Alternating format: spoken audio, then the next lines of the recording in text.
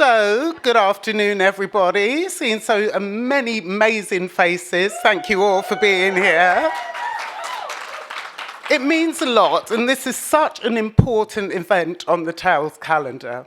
First, a huge thank you to our incredible sponsors. I see many of you are already enjoying some fantastic cocktails.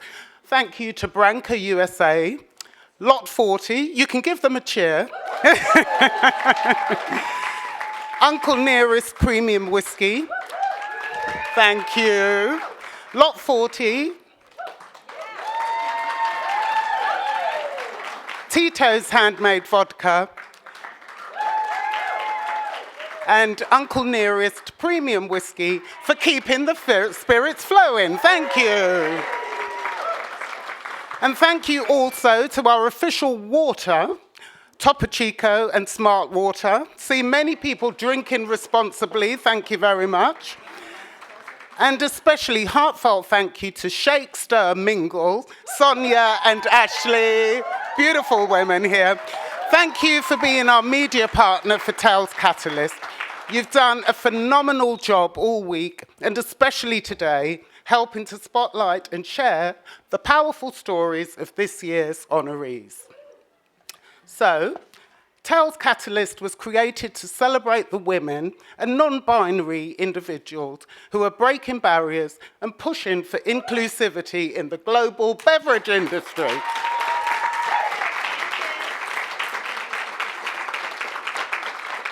I've been a part of this community for quite some time, and it's been such a joy to watch what began as a small idea grow into this inspiring platform, now known as Tales Catalyst, shining a light on the passion and the progress of so many brilliant change makers.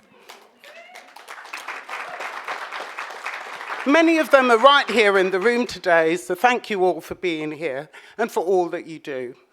And this year is no different. We are honoured to celebrate two incredibly remarkable women.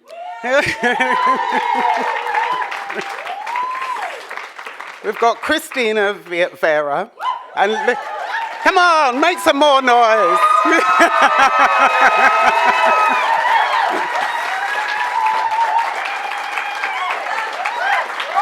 There you go. And also Lucia Creed. More noise! There we go. Fantastic. I love that. Thank you, Tiffany. Each of whom are making a meaningful impact in their own powerful and incredibly fabulous way. It's my privilege to share this space and this community with you both. And it's a true delight to be here to honour your work.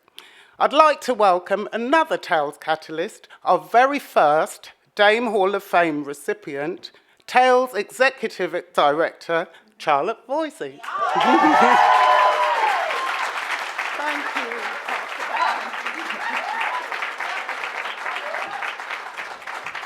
Thank you so much, Sandra, and thank you. This is such a beautiful room of energy. It's like the best. Thank you all. So lovely to be part of this community, and I have been part of this wonderful group since the very first iteration of this community. And I just wanted to take a moment right now, since it is such a special community, to remember a dear part of this community, one of our dear friends that unfortunately we lost in this past year. In 2014, Francine Cohen was inducted into the community then known as the Dame Hall of Fame. Nicola, don't make me cry. And for many of you that knew Francine, knew just what a wonderful, fierce, tiny but mighty soul she was, and such a dear friend to so many of us. It speaks volumes that so many of you reached out to make sure we took this moment today, because so many of you were passionate that she be remembered. So if you have a glass in hand, I would love for us just to raise a toast to our dear friend, Francine Cohen. Yeah, Francine. Cheers. But back to today, the show must go on. And to take us through to the next part of the show, I'd like to bring up to the stage last year's US Tales Catalyst, Kiata Parker. Come on up.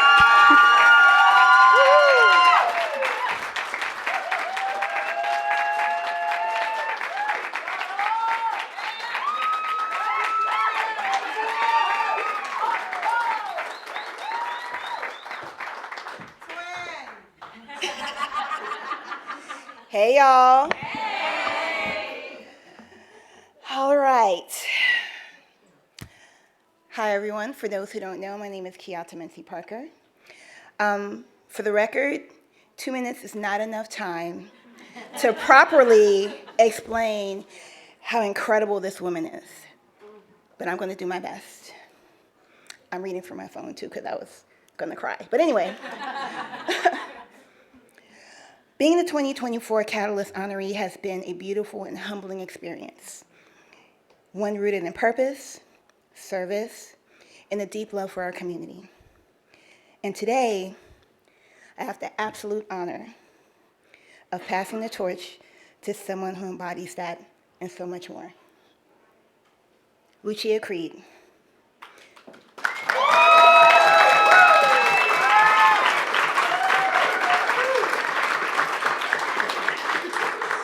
Lucia, if you know her like I do.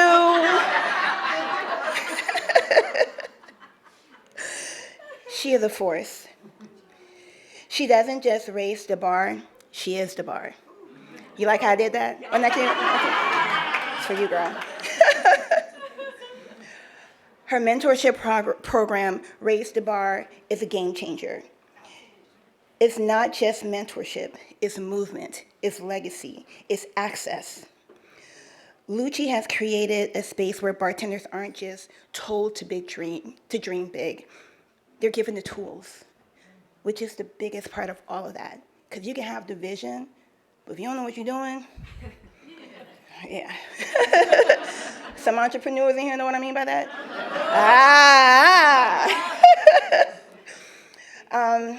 I knew it was going to happen. They're given the tools, the guidance, and the community that actually builds their dreams. It's strategic, it's soulful, and it's exactly what our industry needs. But beyond all the professional accolades, and trust me, there are so many, what I admire the most about Lucia is that she shows up. She leads with her heart, she advocates with integrity, she mothers with grace. She's a brilliant educator, connector, loyal friend, and a true example of what it looks like when a Black woman leads with power and purpose.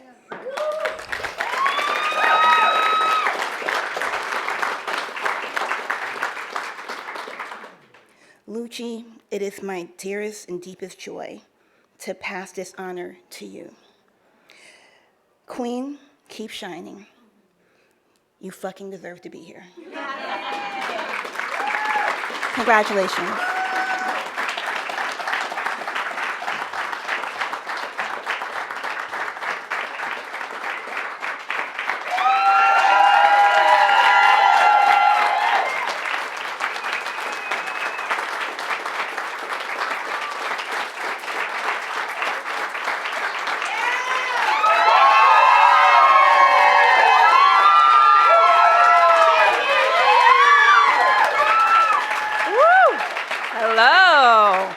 My goodness.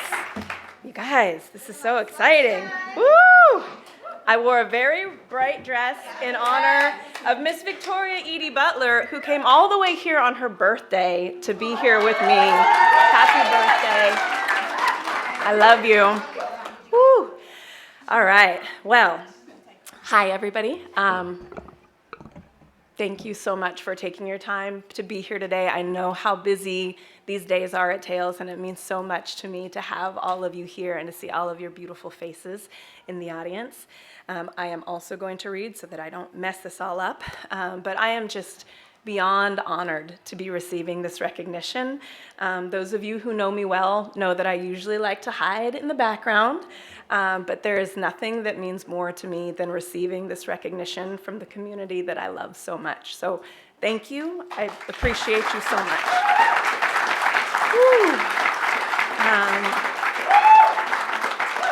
I also, I'm so grateful to be sharing this with you, Christina. I am just in awe of everything that you do for our community. So thank you, and thank you for sharing this moment with me. Y'all are gonna hear a lot of thank yous, so I'm just gonna keep it rolling for a minute. Thank you, Kiata. I love you so much. It is such a meaningful thing to get to pick up this torch from my dear friend and continue it forward. So thank you for your beautiful words. I love you. I appreciate your friendship. Thank you. Thank you. And thank you to the Tales Foundation, the committee members, the chairs, everybody who voted and nominated us. It is so incredible to be joining this group of amazing, legendary change makers in our industry. There is nothing that I can imagine that is a greater honor. So thank you so much. I'm gonna try and stop saying but it's hard. And I also just wanted to say thank you to the CAPS. Y'all are doing such an amazing job keeping everything running. Thank you for executing all of these events all week with excellence. Y'all are rock stars, and thank you to the brands for sponsoring. I appreciate you all. So I also just like looking out at this room, it's so amazing. There are so many catalysts in this room, whether you have received recognition for it or not. I am so appreciative. I know how hard it is to do the hard work that often goes unseen and unappreciated of building networks of support for the people in this community. I see you all, and I am so appreciative of you, and I share this honor with all of you. So thank you. There's going to be a lot of thank yous, so sorry, you're going to just have to keep clapping for folks. And I can't let this moment pass without saying a huge thank you to all of our immigrant, BIPOC, and LGBTQ community members. You have long been the backbone of this industry.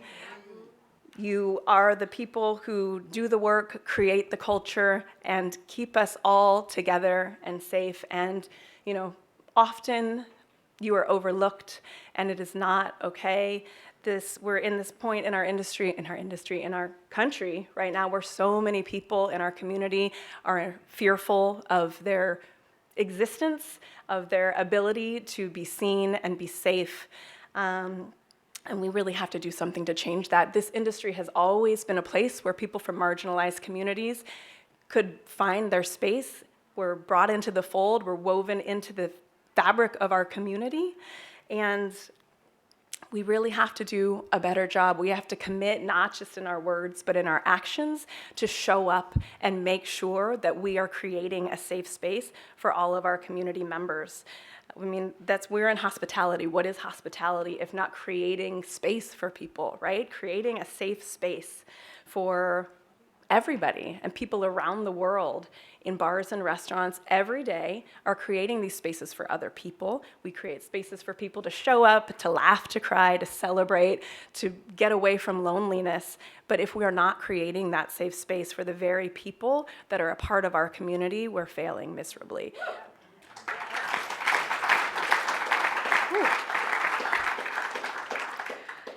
So I think that it's really important for us to remember that, we all got into this industry for different reasons. Some of us fell into it, some of us chose to become part of it, but everybody's in this room has chosen this life. We've chosen to make this industry our home, and it's more important than ever that we make sure that we are continuing to protect each other and protect the people that are the most vulnerable in our community. So I couldn't stand here today and accept this honor without first acknowledging the reality that we're facing. We can't keep doing business as usual and expect things to change, not for our most vulnerable community members and not for our industry.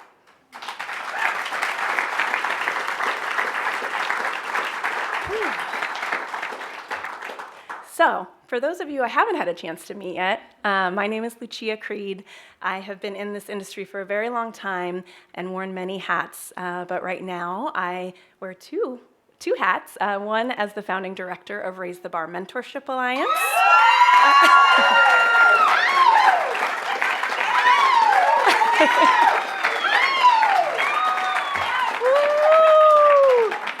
And I am also the head of trade advocacy and vice president of marketing for Uncle Nearest Premium Whiskey.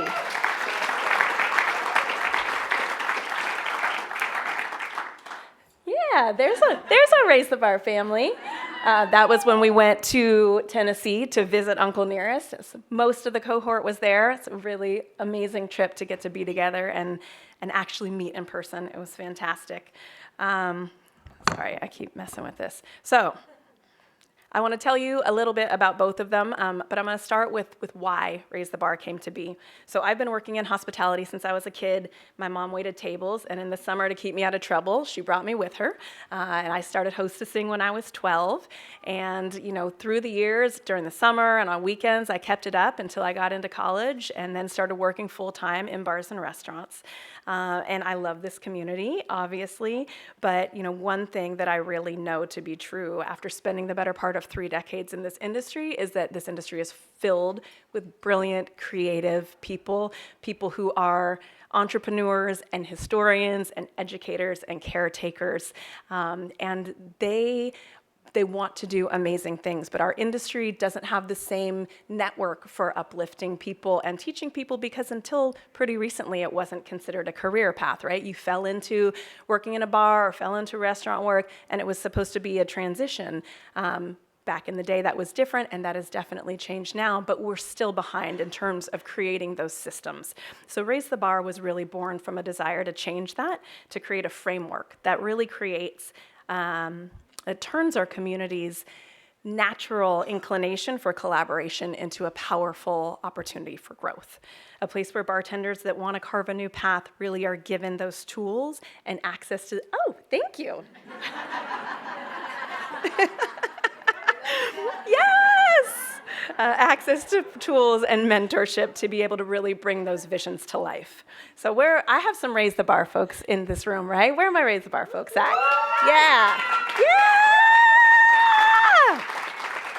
Yeah! So this inaugural cohort has really poured their passion into game-changing projects this year. I'm so proud of them. They have done everything from working on plans to create spaces uplifting queer and BIPOC creatives, to designing bar programs that are highlighting Indigenous and Southeast Asian cultures, multilingual virtual education platforms, glassware lines inspired by artisans from the African diaspora, business schools for owner-operators, and reimagined spaces for non-alcoholic excellence and BIPOC representation. So these people are also working full-time, raising kids, running businesses, and they're still finding the energy to show up and really do the work and dream big. So I am in awe of each and every one of you. I'm so grateful for all of the work that you put into this program this year. And I have so much gratitude. And our mentors, I have several mentors in this room. Mentors, can I get a little wave for our mentors? Yeah. You guys, your generosity, your wisdom, what you did this year is really amazing. You showed up not just as experts, but as co-learners and collaborators, and it really made this inaugural year what it is. You didn't just guide your mentees, you really showed up, and you modeled what inclusive, impactful leadership is, and that is such an amazing thing for all of our industry to see as we move forward. So I'm so grateful to having each of you as partners in building this. I'm really bad at asking for help, and I called a bunch of my friends and said, hey guys, I want to do this thing. Will you help me? And without a second thought, y'all showed up, and this has been more amazing than I ever could have imagined, so I'm so grateful for you. I also want to thank a very special mentor, my husband, John Santer.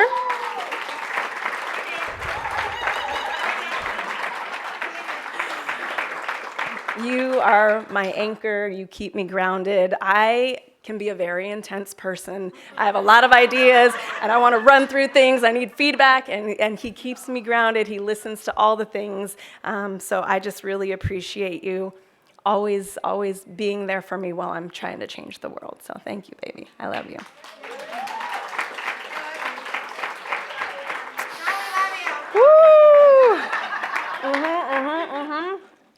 So recognizing our mentors isn't just about gratitude.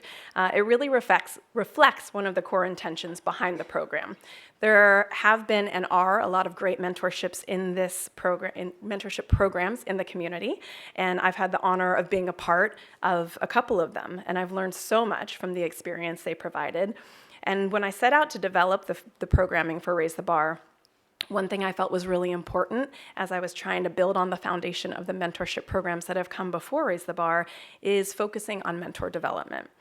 A lot of the programs are able to recruit these amazing mentors, and they pair them with up-and-coming people, and they have a fantastic, program set out. But a lot of the mentors, I've heard from folks, they're like, I know how I did it, but I don't necessarily know how to teach that to the next generation. So that was something as I was developing this that I really wanted to figure out how to support, right? Not just for Raise the Bar, but so that our mentors, after going through the program, would be able to go back into their communities, back into their businesses, and continue to be better mentors going forward.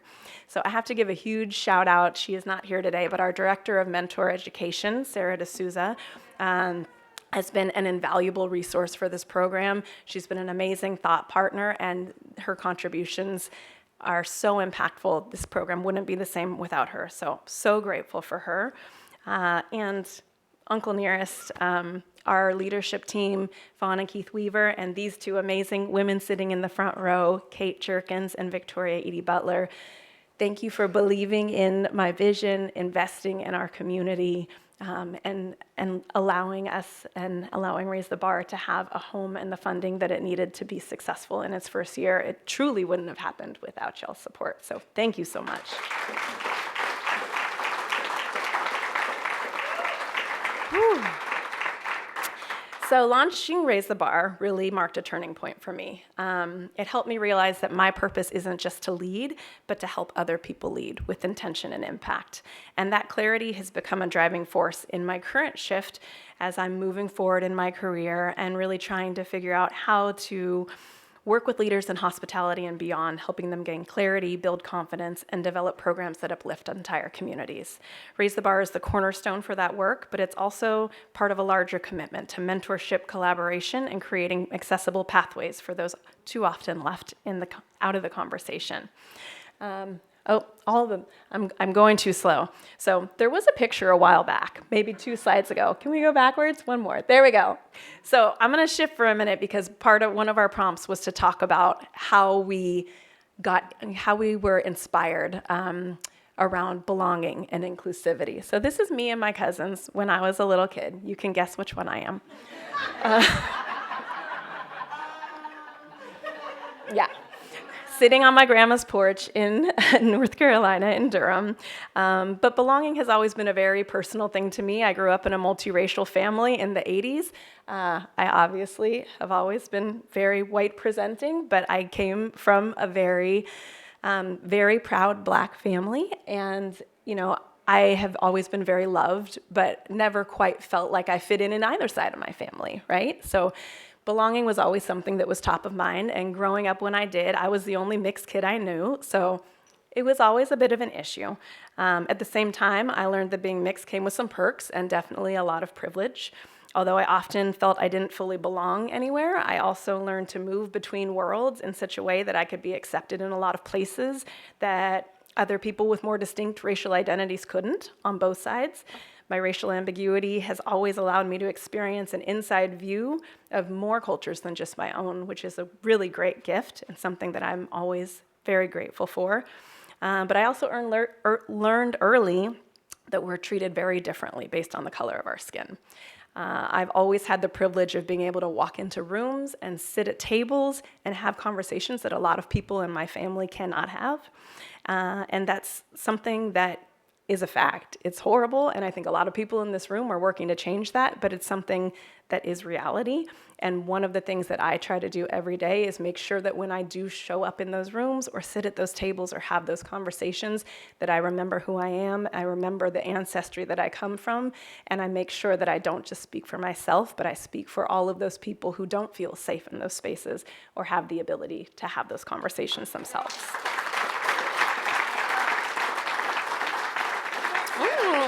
This is delicious. Delicious.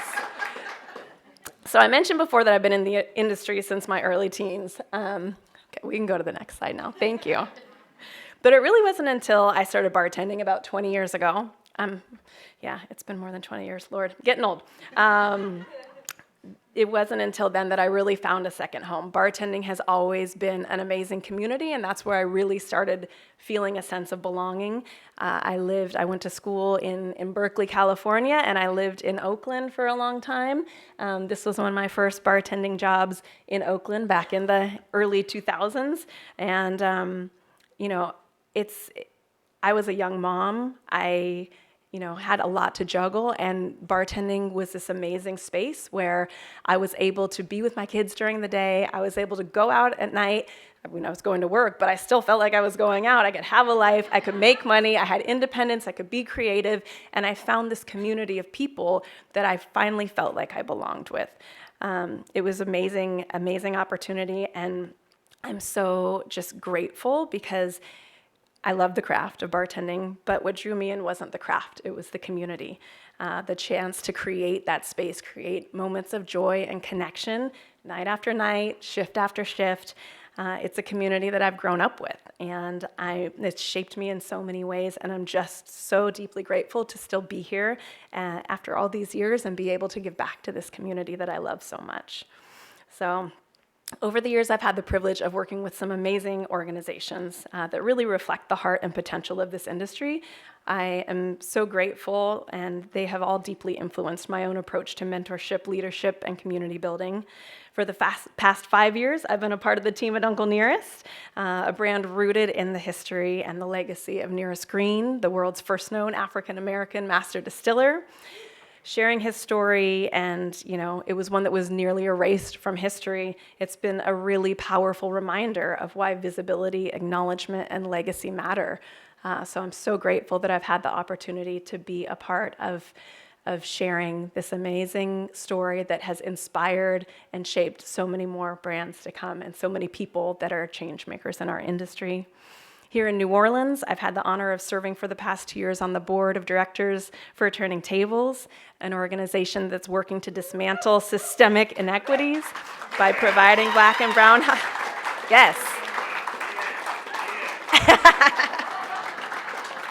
providing Black and brown hospitality, with education, mentorship, and opportunities for leadership roles in the industry. Their work is deeply important and unapologetically transformational, and it's reminded me that the most effective programs don't just fill the gaps. They challenge the structure that created those gaps in the first place. And then for the past several years, I've been part of the Futures Advisory Board and faculty team at Bar 5 Day, an experience that has come full circle for me. It's been so amazing to have the chance to learn from and work alongside some of my own mentors, some of whom are sitting back here in the room, Steve and Andy, woo-hoo. I now have been able to work with a lot of my dear friends and colleagues as well as we continue to move forward and reimagine what hospitality education looks like from the inside out. So I'm very grateful from that. And now, more than 30 years after my first shift, I finally feel like I'm able to show up as my whole self, bringing everything I've learned to build something that helps others do the same thing. This industry has given me so much. It's been a source of purpose, of growth, of deep connection. And because I love it, I believe in its potential to keep evolving. Despite all the creativity and care that defines this community, I find myself constantly asking the question, why is it so hard for our industry to prioritize real sustained support for bartenders and hospitality workers? What would it look like if we matched the passion that we pour into parties and activations with an equal investment in care for the people who make it all possible?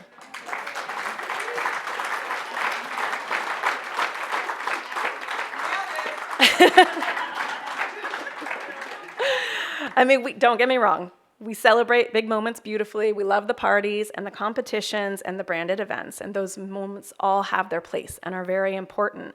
But when it comes to funding the quieter, ongoing work of mental health and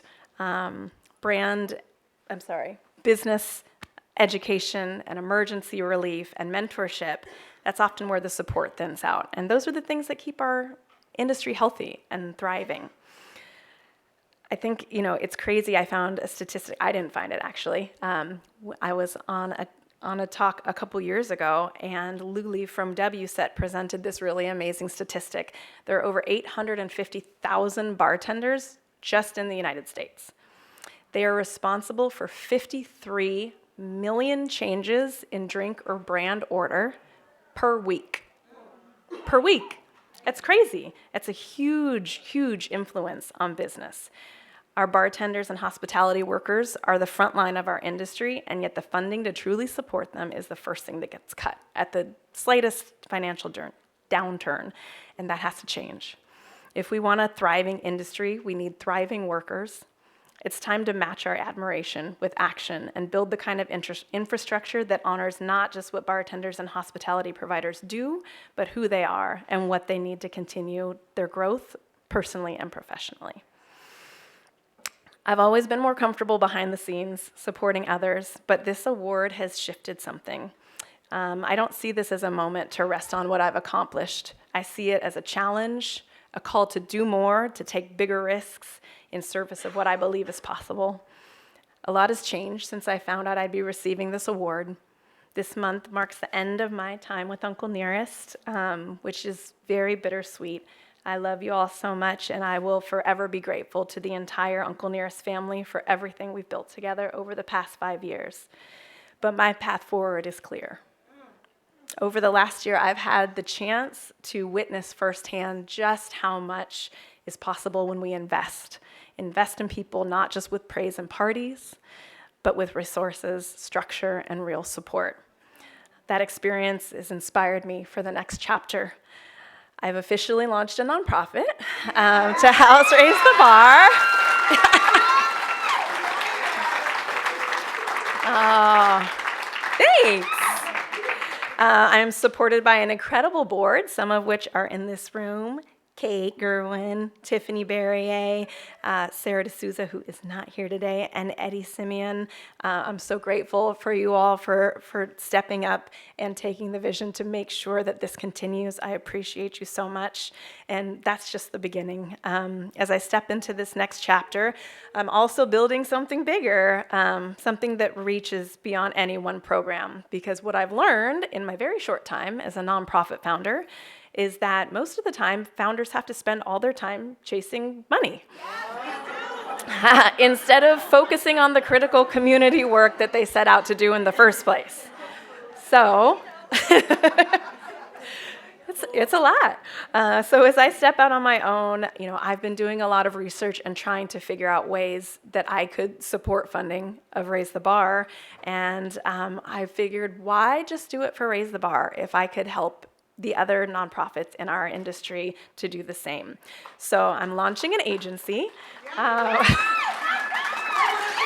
all the things. I'm crazy. I know.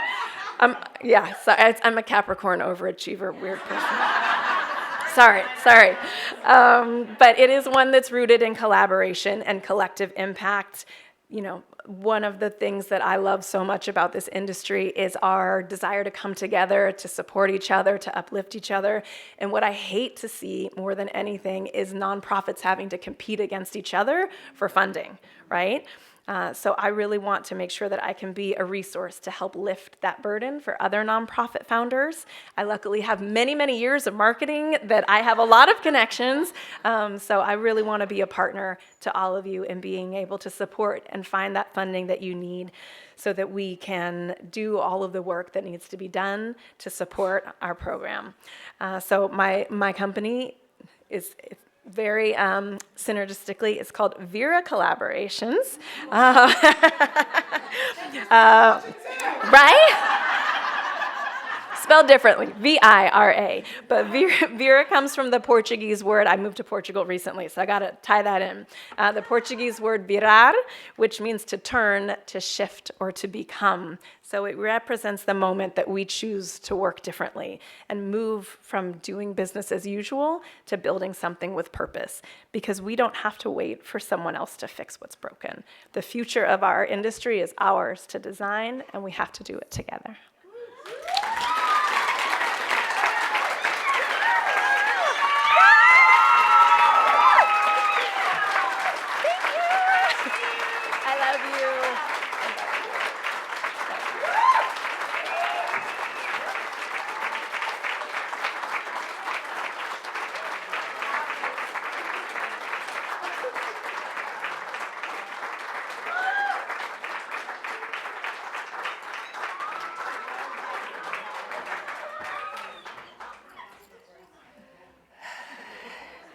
Today's the day I learn I need to get an iPad.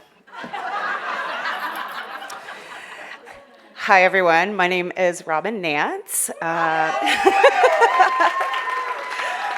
think I know this room pretty well. I want to take a moment. I am up here because Becky Paskin, our International Catalyst winner last year, was not able to make it. So we send her our love, but you get me. I want to take a quick minute to talk about why Catalyst is important. Tales Catalyst is vital because it celebrates leaders who are actively, clearly, reshaping the industry into one that is inclusive, equitable, and community-driven. It raises awareness, honors meaningful contributions, and encourages ongoing transformation while building a legacy of mentorship, making it one of the most impactful initiatives in hospitality today. And on a personal note, I think Catalyst voices are needed more than ever to support the future of this industry.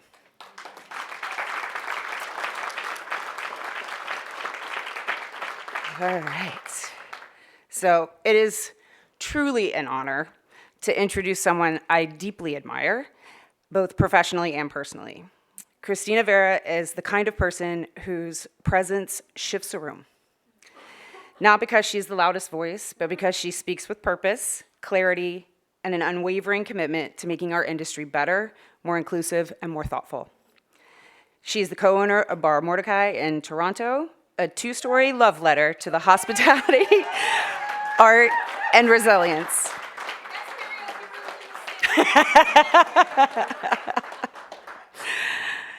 Opened just weeks before the world shut down, Bar Mordecai didn't just weather the storm, it built community through it. It's now recognized on the 50 Best Bars North America list year after year. And it reflects everything Christina touches: style, substance, and soul. But the bar is just one part of her story. Christina is also the founder of Stave, a school that reimagines beverage education by centering real people, real stories, and real access. She's a WSET educator, a mentor, a fierce advocate for equity. She has also served as the national coordinator of Speed Rack Canada. A little bias.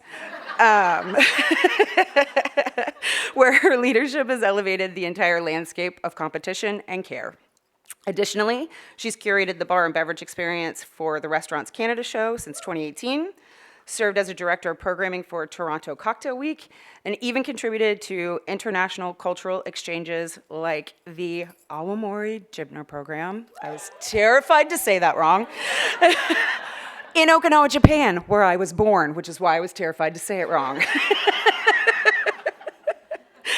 And the industry has noticed. She's been named one of Drinks International's Bar World 100 most influential figures 5 years running. She is a Roku industry icon, Canada's 100 Best Bartender of the Year, an IWSC Future 50 Under 40, and of course, the recipient of this year's International Tales Catalyst Award.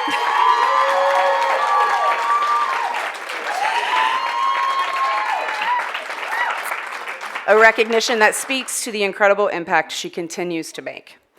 But beyond the titles and accolades, what stands out most to me is Christina's heart her integrity, her ability to hold space for others, especially those too often overlooked. She reminds us that hospitality isn't just about service, it's about stewardship, about showing up for people, about creating change that lasts. So please join me in giving your full love and attention to someone I am endlessly grateful to know and learn from, the incomparable Christina Veira.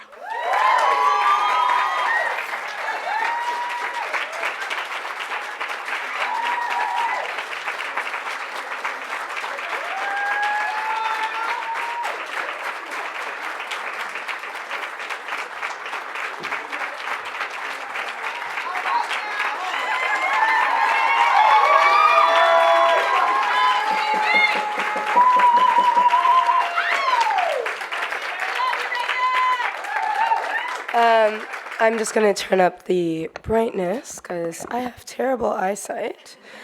But perfect. All right, cool. Thanks, everyone.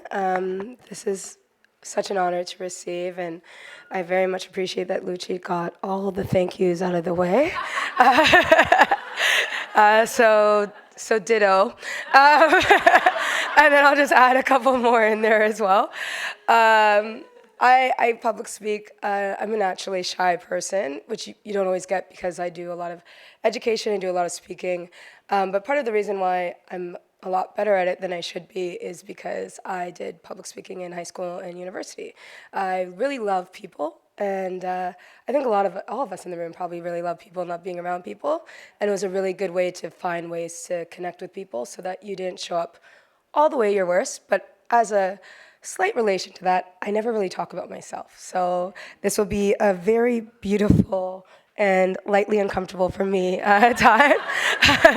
But it'll be good anyway. All right, so let's hit it. So thanks I feel like when you get awards, you should always be really proud of yourself, but when they list the accolades, you're just like, oh, everyone's like gonna think I'm a douche when I go up there. But I really am thankful for the prompts, and I actually am very thankful to be here right now. It's a bit bittersweet that very few Canadians, I have some of the loudest ones in the room with me right now. So, and honestly, probably proportionate to population size, we're actually probably still okay. But it is pretty sweet because while I feel like there's a lot I have done in my career for the industry, a lot of it has been a love letter to either my city or my country. So not being able to have a lot of people for reasons which I'll probably touch on, but also we all know, is a bit sad. And it does change even what it felt like to choose to accept the award. To accept the award meant to come to the States. To come to the States means also having a lot of conversations with everyone within our industry in Canada, just about if it was ethical, what we were co-signing, if it made sense, and if it was safe. And one of the interesting things about safety is safety moves from bodies to bodies. And one interesting thing interesting to me, I would tell people is like, I don't know if you ever should have thought I was fully safe going to the States as a Black woman. And I don't know if you can truly tell me that right now I'm actually much more safe than when I went 2 years ago when you felt safer. And I think it's like, and to that point, I think it's really great that we have conversations like this. I think it's really great that we have awards like this, but I think it's really great that we also always push levels of talking, of being lightly uncomfortable with each other, and also using that discomfort, not necessarily only to make people uncomfortable, but to make it to expand community and to put more people in the same space. So, where did I start? So I chose, or actually here, no, who am I? That picture of me on the right I chose because I look great, and it is from a Canadian,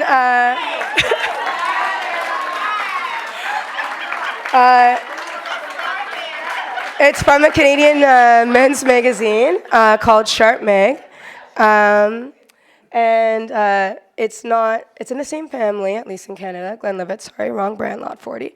But the interesting thing about this photo shoot, it's in my bar, it's in Bar Mordecai, but the photo shoot actually happened in I want to say the beginning of November or end of October in 2020.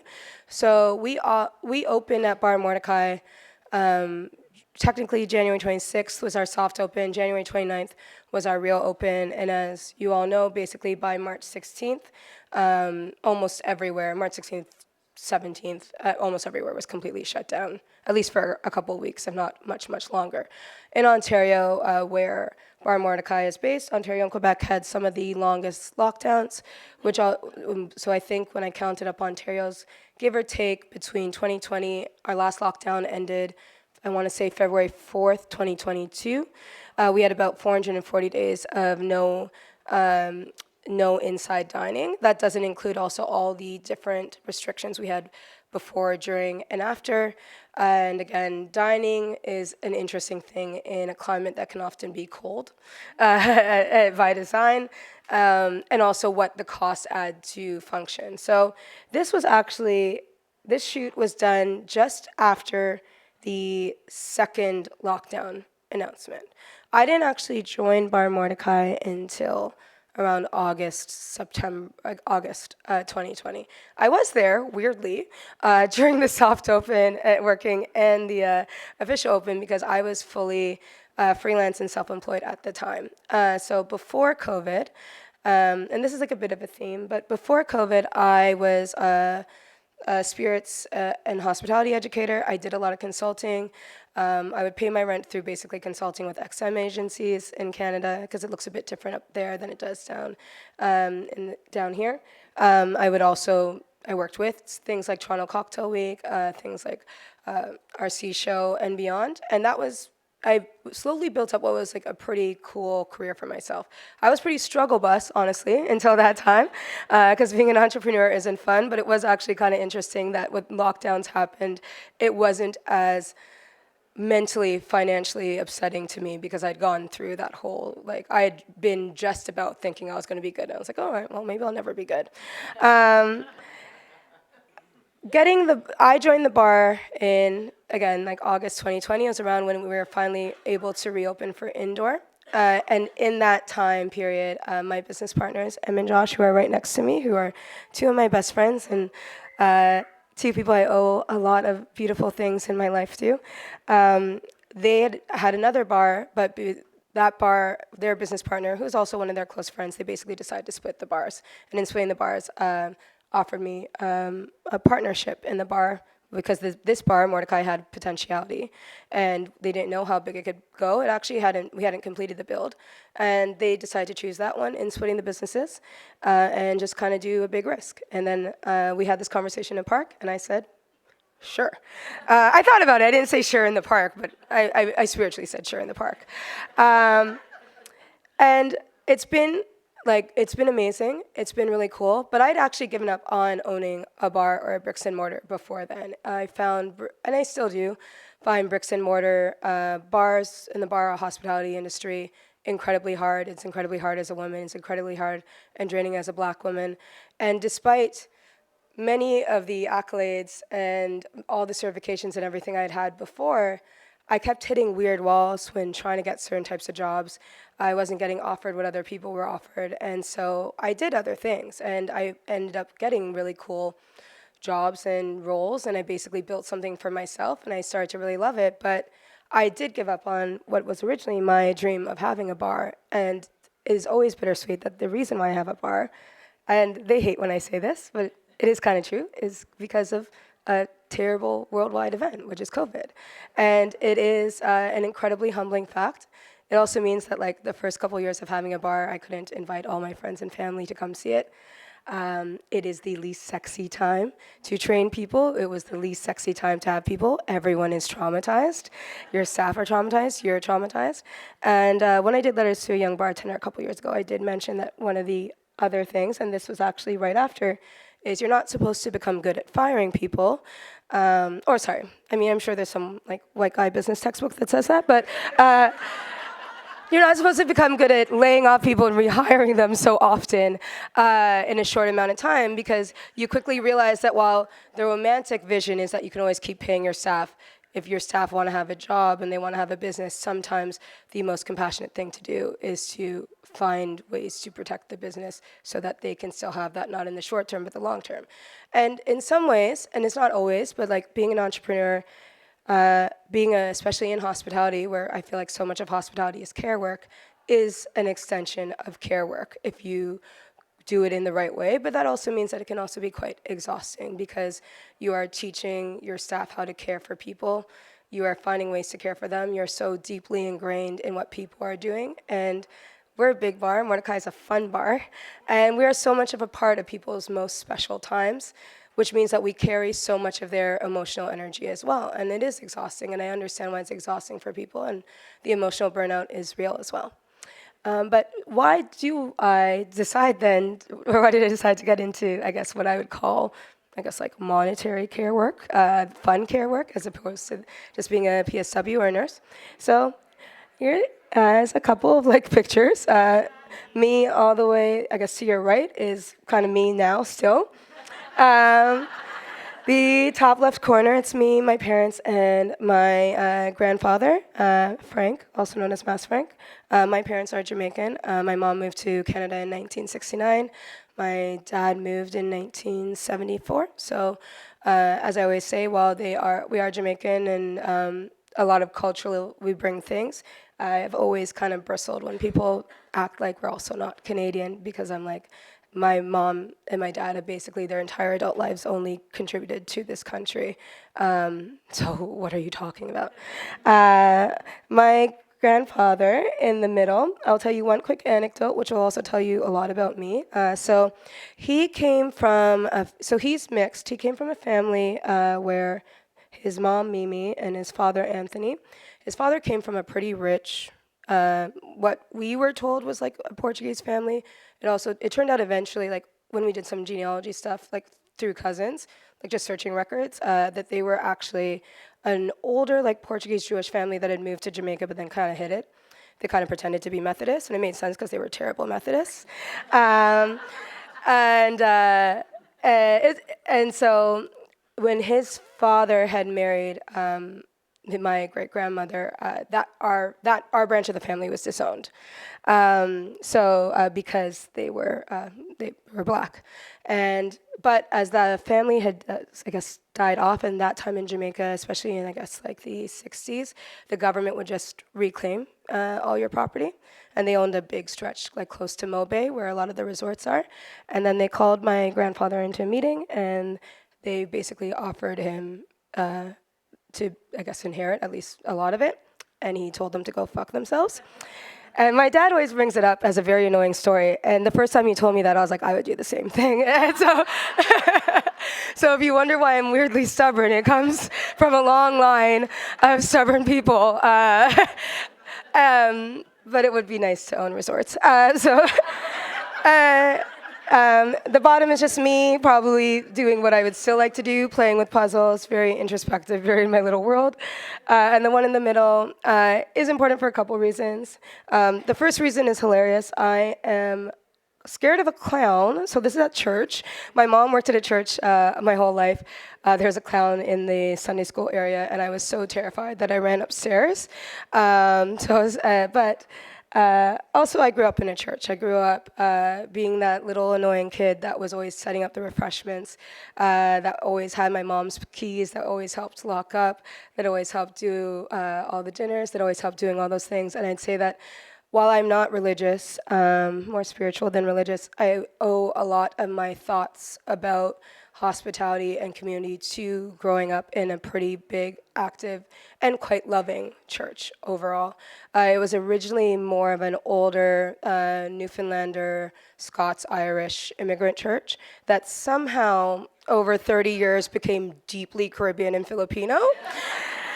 So my aunt June Mawinnie in the background is one of my godmothers as well, and I had an Aunt May who was like very Newfie, who was basically like my mom's like Canadian mother, who would like make me moose stew and all those things. And so I think that kind of basis, I think of bars and hospitality spaces as like versions of churches. I think of sometimes, honestly, some of our seminars as versions of testimony that may be going on too long and not researched.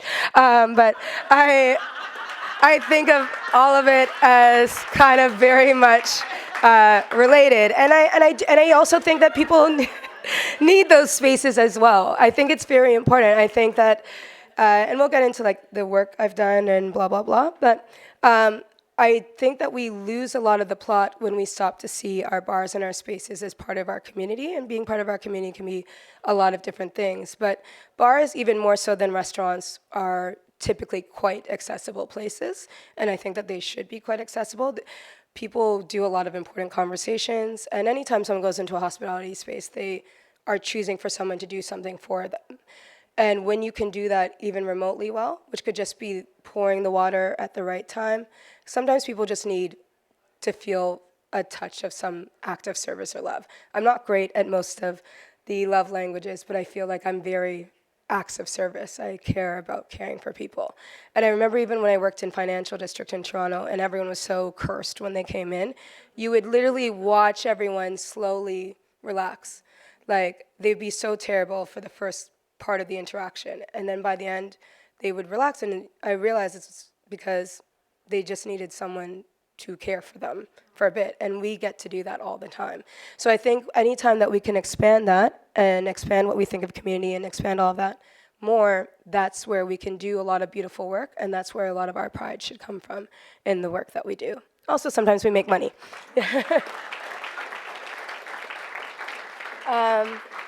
So we had a couple prompts. Oh, stop! I can't look at you. Okay. So we had a few prompts, right? And again, I said I don't love talking about myself, but for everyone, COVID was a very disrupting influence, and because we had so many lockdowns, because things changed all the time, because news was so crazy then. It's actually crazier too. For context, in Canada, we don't even get news on Facebook and Instagram anymore. So we could at the beginning of COVID, we can't now, which means that there's a lot of disinformation that does take place. So during COVID, when I got Roku Industry Icon, I kind of thought it was weird. I didn't expect it, but they don't tell you, but I also didn't expect it. And a lot of people didn't know who I was, when they announced the name, and they announced what it was. And I was trying to think of why that would be. I won it in 2022, and there wasn't a lot happening, and sure, my bar was on the list, but what's a bar, and what's a bar in Canada during that time? But I did spend a lot of time, especially online, and alongside a lot of other people, really trying to give a lot of information. But I also did something that started once, and then it became bi-weekly, and then it became monthly, and it was called In My Feelings.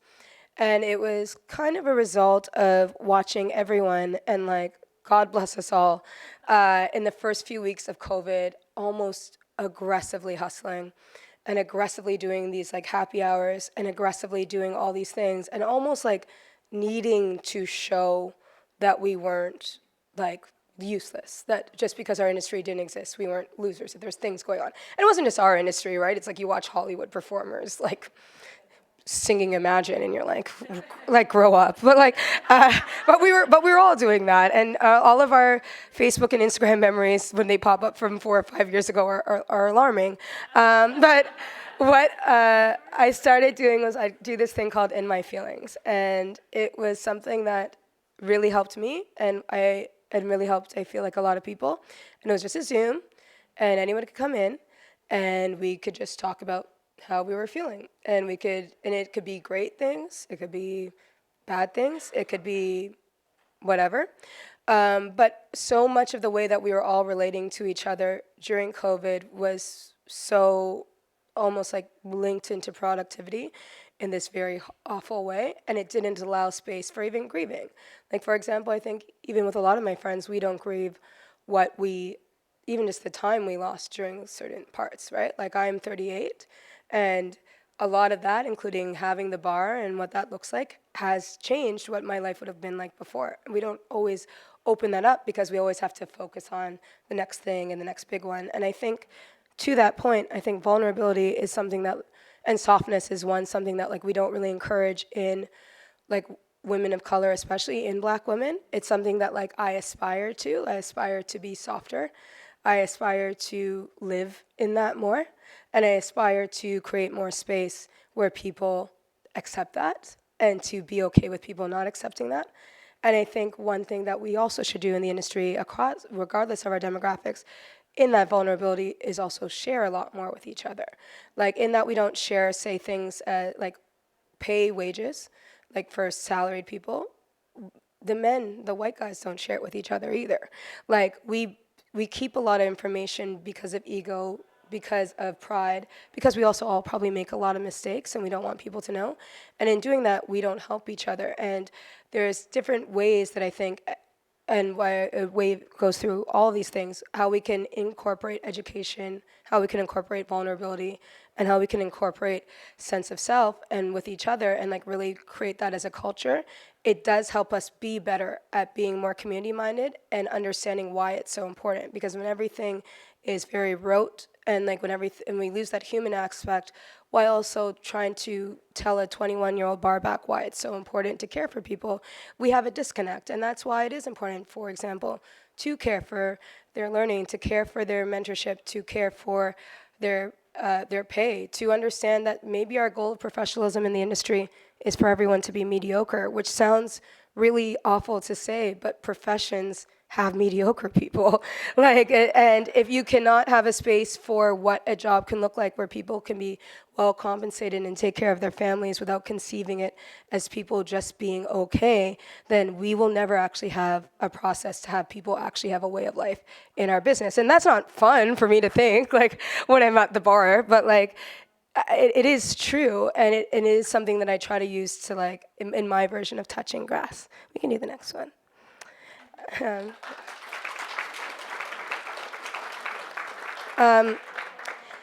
So then I wanted to show just a few different things too. So to that point, I think that whenever you do events, parties, and most of what I have done, especially around fundraising, have been more events, parties, experiences. And that's partly because I don't know how to make like millions of dollars, but I do know how to get someone to spend $50 they didn't want. And what if they can spend that $50 they didn't want to spend and it goes to a charity? How can I make that go? And so around 2016, I think, actually before. So when I was at a bar, we used to do one Sunday where we'd give money to a student lunch program in the neighborhood. And basically what I would do is do different pieces around it and then just even talk to people. I was like, all right, $1 from this basically does one kid's meal. So basically we've sponsored like a grade 3 class.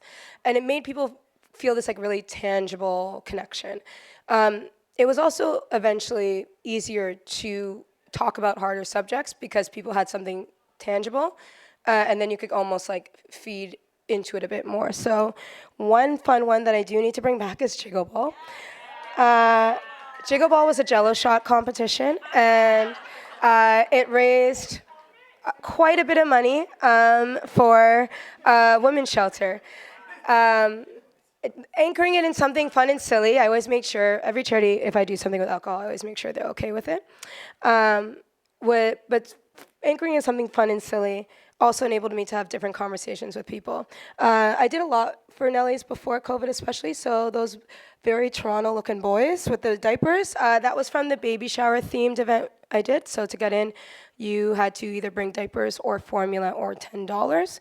And then it was like a brunch-themed party. And the interesting thing about that was how many people actually realized how expensive formula and diapers were. Because everyone was like, I'll just go at formula and diapers. Like, and I think you got a free mimosa or something like that. And then they'd be like, holy fuck, this is like $30. How do people afford it? We donated the formula and the diapers to the women's shelter, also the money to the women's shelter. And because at the beginning of doing the events, I had a hard time getting, especially for the women's shelter, a lot of brands to donate. Not every brand. Dave's always been amazing. But because they felt that there's a very waspy perception that alcohol is the prime driver of people being in women's shelters, and especially in Toronto. That is actually not true. In fact, many of the women in the women's shelters come from cultures that do not drink. The women's shelter we chose, Nellie's, allows all women, so trans women, older women, women with mobility issues, and women with children. That's also rare for women's shelters. So all of those things allowed conversations to happen, allowed people to talk about it, and also allowed, still there's DJs, still there's fun, but allowed people to feel good about doing something while learning, and made it also, if they didn't care, they still could have, say, Jello shots or a mimosa. In the juice, that was for Toronto Cocktail Conference for their closing party. That went to Toronto's Foundation for Student Success, so again, student lunches. And that one was dedicated to Philando Castile. And again, could talk about a few different issues in the lead up as well during the actual event. And also, I always, you can see it a bit, I always post exactly what we do in real time, and I usually try to link it with something really tangible. So the one on the right, our anniversary party, we don't charge money at the bar. It is open bar. You pay a cover, and all the money that goes straight to charity, and we do street health. So I did a few things with street health before. Street Health is not a charity, it's a nonprofit, and because it does a lot of actual transformative work. So Street Health, what we donate it to is it basically goes to sleeping bags for people. Our anniversary is in January, so it's cold. Sleeping bags, toiletries, ID clinics. If you don't have stable living, you probably also lose your IDs and things. And while we do have universal health care, you need ID to access most of it. So ID clinics are important, and they also do bad date clinics. And bad date clinics are because for street-involved people and sex workers, the police, and generally, I'll say, and in Toronto, don't care. And so someone has to inform people of who is trying to hurt them and who's trying to kill them. And so it funds that. So having events like this, where they are low cost and accessible, allows us to, one, tell our community where we stand without preaching at them. Not everything needs to be, if you see Bar Mordecai, you won't see we are like a majority woman, Black and Indigenous owned bar. But if you hopefully see different ways in which we try to move, you can at least see where we align. I do not care if we were to post something either individually or on the bar, and my business partners don't care if we do something and that meant that someone would no longer want to come to us, because realistically speaking, if we are trying to pander to like these people who want to take away rights from the people who come to our space, we are not creating a space for the people that we want to host, and we're not creating a safe place, and we're not seeing our community. And I think a lot of the times in a lot of these conversations where people talk about, is this too political or is this too whatever, it's like, no, it's like, who do you want to make feel welcome in your space? And who is a priority for you within your space? I don't think I'm that outspoken, which I know sounds crazy, because I don't necessarily want to say all the actual revolutionary stuff that's in my head. And I also don't think it's even bad from a business perspective. I think I'm biased. I live in a city that is, like, I think over 50% immigrant. It's over 50% people of color. I think our census says visible minority. And I don't think it's provocative to incorporate that into your business model. I think that even when people critique parts of like the bar or what have you, like we get people who look like Toronto. We get a lot of people that look like Toronto, and that might not look like a cocktail bar to a lot of people, but that's their problem because there's only so many there's only so many of a very specific genre of white man that can fill your bar. And our bar has 230 seats. So just on that basis, you need to have people come in. But it's crazy that when we have these conversations as an industry, like we just can't say that. Like we cannot say that in especially major cities with large like queer populations who are also in younger demographics, who are also, they should feel comfortable going out. They are also with disposable income. It's like, why should they feel less safe because you have this weird fantasy that your grandfather is gonna come in when he's maybe gonna come in once? Like, how does that, like he's not gonna be a regular, right? And it's like, so I don't know. And that's like not supposed to be a rant, but sometimes I just see the discourse. And especially in the States, sometimes I see the discourse and I'm like, what are we all doing? Because like, is this person gonna walk in? Is this person gonna be a regular? Do you like this person? Does this make sense for your business model? Why are we all arguing about this thing? Does it make more sense for you to expand what you think is community and protect your community? And to that point, as like Lucia also said, like that's also your staff. Like how you shouldn't have a space that is unsafe for your staff. And no one's perfect and we're not perfect, but working every day towards being the boss you want to be, towards having more protections for people is really important. And like we have been able to offer things to our staff like benefits, like more flexible working hours, like things like that. And it's not easy. Like I have friends in this room that I talk to all the time where I'm like, no one talks about how expensive it is to run an ethical business. Like, and no one like, yeah. And no one asks your advice when you're like, but it's more expensive for me to do that than for me to just not pay people, like pay them, like underpay them, like under the table, throw them away, do these stages for 3 months. Like, I'm sorry, you should have a best bar. Like if I didn't pay, like if I had like 30 staff that I paid $3 an hour, like I should have an amazing bar. Like, unfortunately, that's not the structure I actually have. But like, we have this weird shift in our industry that at the end of the day, like if I can contribute anything, and I think all of us do, because conversations aren't with one person, I think it's just pushing forward this idea that like, I think so many of us know what we want, and I think we know how we want to stand up, and I think a lot of it can be a lot easier than we think as long as we all really work together. And that's why I love, like these are a lot of my older posters, but like that's why I love the small things we did, even if they seem like silly little parties or whatever, because they did impact people, like the patio day takeover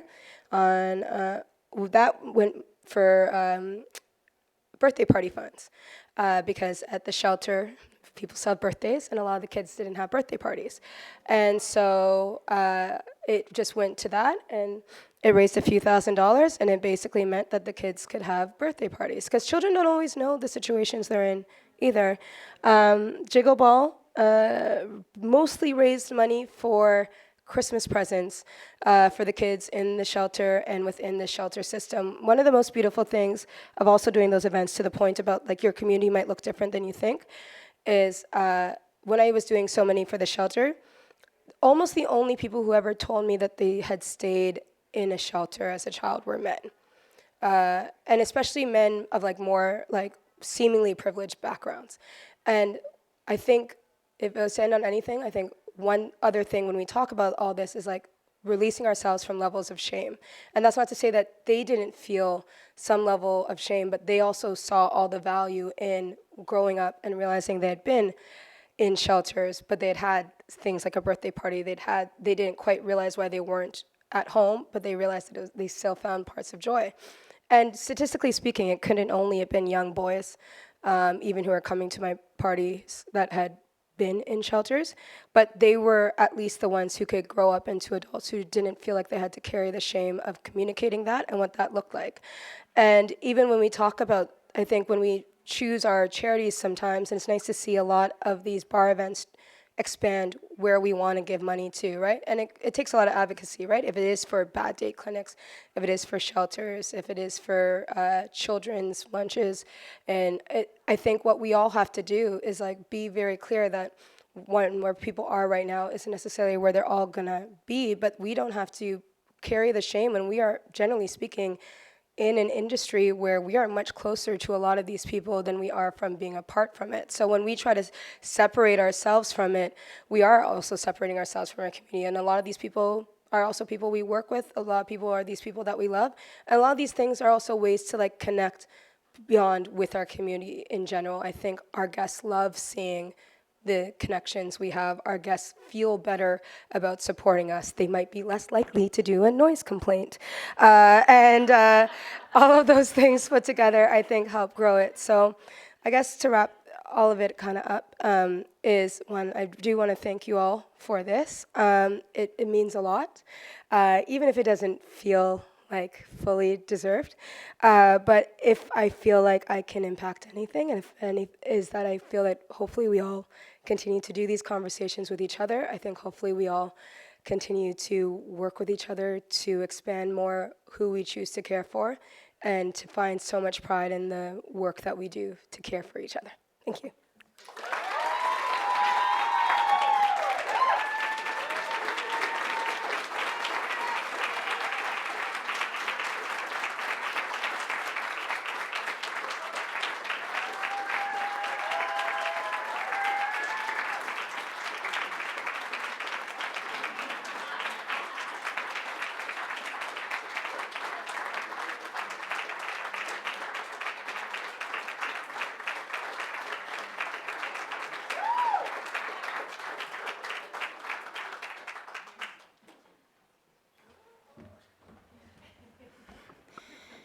I said to Lynette, we need to get Kleenex to sponsor this this whole program going forward.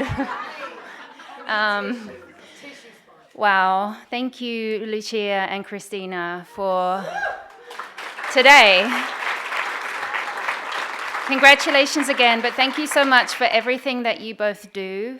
Thank you both for sharing your stories, your personal stories with us today. And thank you for the calls to action that we all need to be reminded of so that we can all continue to do this and inspire others, and make this community better, make this industry what it deserves to be. Okay, stop crying, everyone. Okay.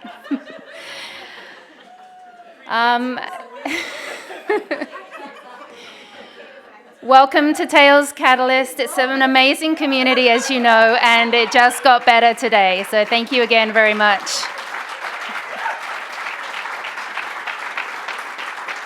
And I believe we're going to have you both come up again to receive your decanters.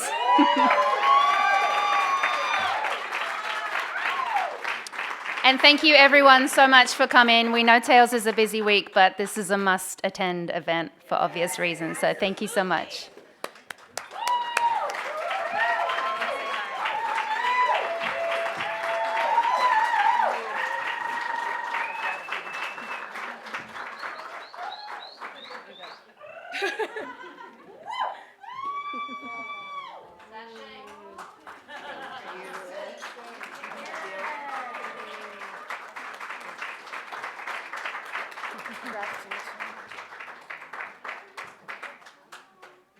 I took my heels off, sorry.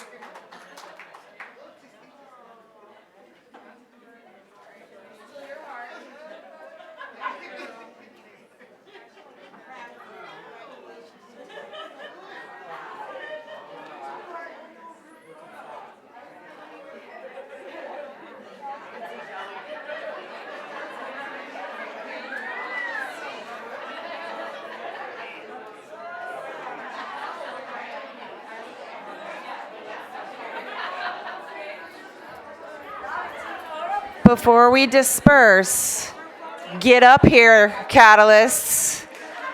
We have to have the group photo or we weren't here.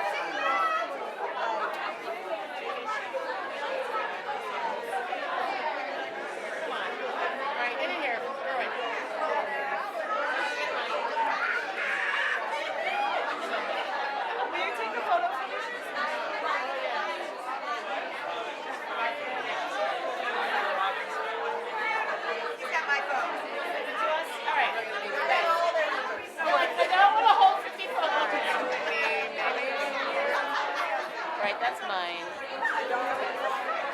Moves the left one. Dang it, check.